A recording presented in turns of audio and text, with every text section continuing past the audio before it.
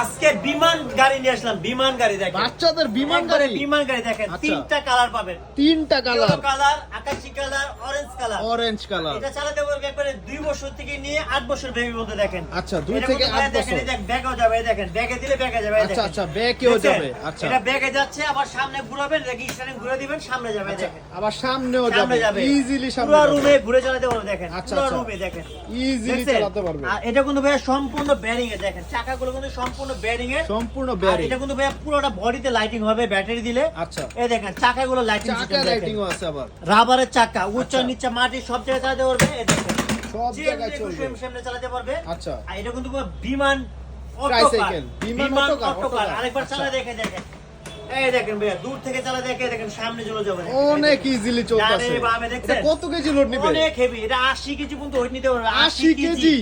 দেখেন ভাই, আচ্ছা। ছোট বাচ্চাদের জিনিসে 80 কেজি ওয়েট নিতে পারবে।